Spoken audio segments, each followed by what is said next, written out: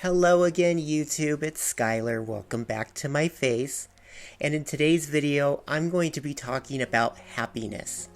So before we get into it, if you haven't already, please remember to subscribe to my channel and like the video. It actually really does help push YouTube to get my video out to more people, and that really helps.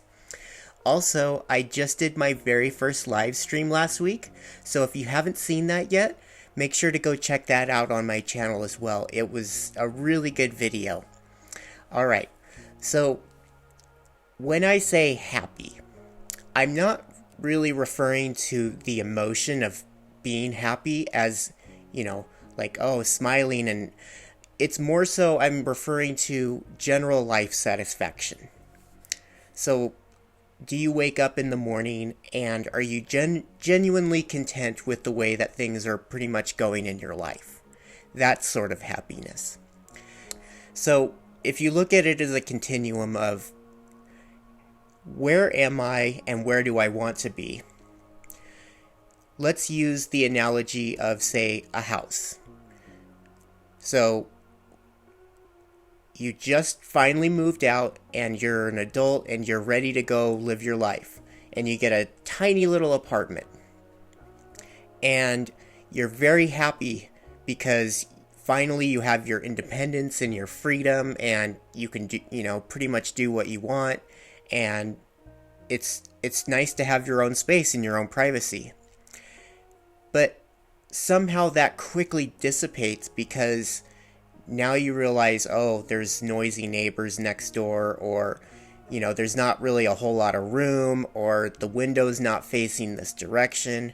And so you want to go out and buy a house.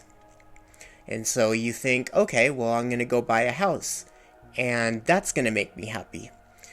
When you buy the house, at first you're really excited because, wow, this is so much more room. I can invite people over and not have to worry about noise and all this and so on and so forth.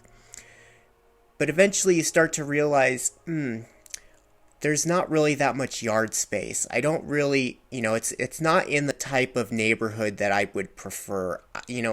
I want to go buy a better house.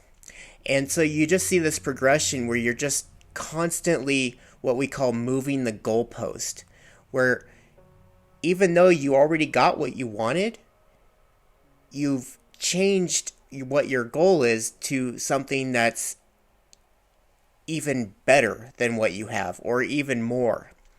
And so a lot of people fall into this trap, as did I, where you never really are satisfied with the way that things are now, because you're always chasing what you want them to be.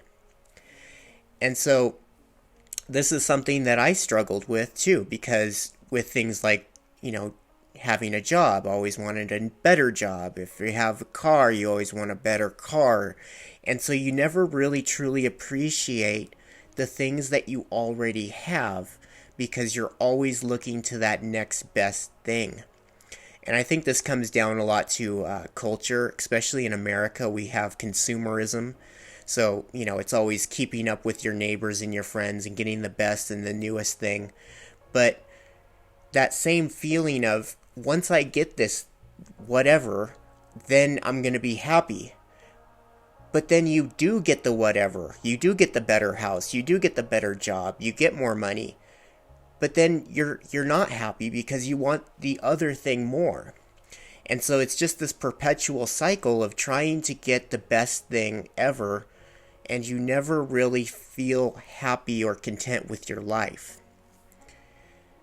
So one thing that I learned is that you just have to take a step back and see, I'm happy with what I have now.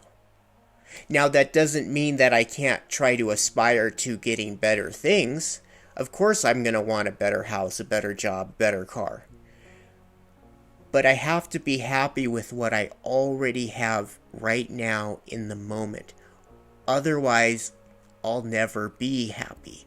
Because that other thing, the moving the goalpost, that day will never come because it always changes to something else.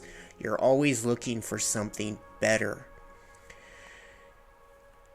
And I wanted to bring it back to kind of a story to kind of illustrate. So, a while back, I had been having a terrible week. Nothing was going right, everything was going wrong, and it was just, I was in a very, very bad mood. And at one point, I was, sitting in my house and I was just thinking about all the things that hadn't gone my way, and this, that, and the other. And I was just in a really bad mood. And it was late at night and I was hungry and I just wanted to go to bed. I hadn't eaten anything that day. And so I was just like, well, I want to, eat something so that I can go to bed. I don't want to go to bed hungry. And I opened my pantry, and the first thing that I grabbed, which was pretty much the only thing that I had because I hadn't been shopping, was just a regular old can of beets. If you don't know what a beet is, it's similar to a turnip. It's a vegetable that's kind of sweet. And that's pretty much all I had because I didn't have the energy or the patience to try to, cook a meal and do all the bells and whistles and everything. I just wanted to get something on my stomach. So I grabbed the can of beets and I poured it on a plate and sprinkled a little salt and pepper, and that was going to be my meal before I went to bed for the day. And as I was sitting there eating these beets, thinking about all the things that went wrong and everything and, all the things that I needed to do, a little bell went off in my head. These beets are actually kind of good. I don't normally eat beets. I don't even remember why I bought the can of beets in the first place. Probably for a recipe I forgot about. But as I was sitting there, I was noticing, yeah, these beets, they do taste pretty sweet. It's not half bad, and it's really healthy. And as I started to focus more on the beets, as silly as it sounds, I started to feel better about what was going on in my outer world. Really appreciating how soft the beets were, and the sweetness, and the deep red purplish color of them. They looked really pretty. And it was the best thing that I ever ate. Not because it tasted great or was a Michelin star chef, cooked meal, but because in that moment, when everything else around me seemed to be going the wrong way, I was able to enjoy those beets 100% with my full attention. And because of that, I actually felt a sense of happiness. And when I realized that, I went, what if I could apply this not just to this situation where I'm comparing everything going wrong to just a simple meal and I'm enjoying the meal and just being present and in the moment. Why don't I apply that to everything in my life? Why don't I enjoy everything that's around me all the time and just be in the moment and be satisfied with what I have already? So I started to realize, so I've been chasing happiness, but I've never enjoyed happiness because it was always in front of me. There's always things that you can enjoy in the moment. There's always things that you can look towards and be like, yeah, no, this is good. I'm content with this for now. And you can have that moment of clarity where you do experience true happiness by just being in the moment, being aware and being present of your surroundings and the things that you already have. A lot about gratitude is, not being thankful to another person necessarily, but just being thankful to yourself to take time out of your day to just appreciate the simple things that are all around you and just enjoy what you have. again, it's not saying that like, oh, well, I should only be content with what's in front of me and, not pay attention to the future or anything. No, no, no.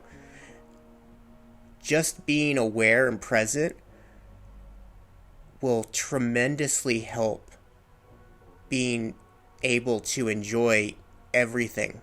Because if you can enjoy what's in the moment, then you've already unlocked the code to enjoy the rest of your life no matter what the situation is. And I'm not a doctor or psychologist or anything. This isn't medical advice, but I think that's the secret. The secret to being happy. Not the bigger car, the bigger house, the better job, more money, but just to enjoy what's right in front of you in that present moment. And that's really all I had to say. So with that said, if you enjoy my content, again, please remember to like, share, and subscribe for more amazing videos. And I hope you guys all have a wonderful rest of your day. And take care. Bye.